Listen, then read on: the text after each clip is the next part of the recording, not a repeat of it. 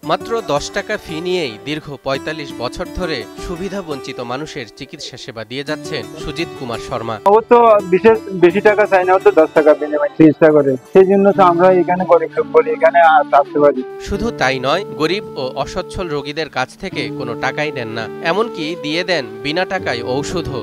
আমরা ষোলোটাইতে আব্বা মুরব্বী আমাদেরকে এখানে নিয়ে আসতে, তাও আমরাও এখানে আসতেছি। চিকিৎসা সেবা থেকে কেউ যাতে বঞ্চিত না হয়, এই লক্ষ্যকে সামনে রেখে প্রায় অর্ধ শতাব্দী ধরে দরিদ্র মানুষের সেবায় নিজেকে নিয়োজিত রেখেছেন তিনি। তাই তো স্থানীয় লোকজনের কাছে তিনি পরিচিতি পেয়েছেন গরিবের ডাক্তার নামে। আজকে প্রায় কয়েক যুগ ধরে এভাবে চিকিৎসা দিয়ে যাচ্ছেন, তার এই চেম্বার কখনো বন্ধ থাকে না। চিকিৎসাবিদ্যায় পুঁথিগত বিদ্যা অর্জন করেননি, তাই তো নামের আগে পল্লী চিকিৎসক। কিন্তু তাতে কি, মানব সেবার এই মহান পেশায় তিনি যে অভিজ্ঞতা অর্জন করেছেন তাই তাকে এনে দিয়েছে সম্মান আর খ্যাতি। সবাই তো বালা ভাই বলি তো এখানে লোক আছে।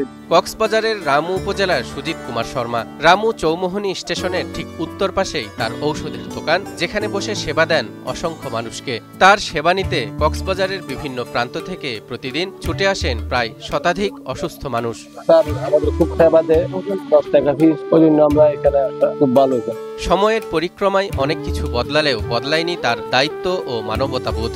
নামমাত্র ফিতে কিংবা বিনা ভিজিটেই নিরলসভাবে মানব সেবা করে চলেছেন প্রবীণ এই ব্যক্তি।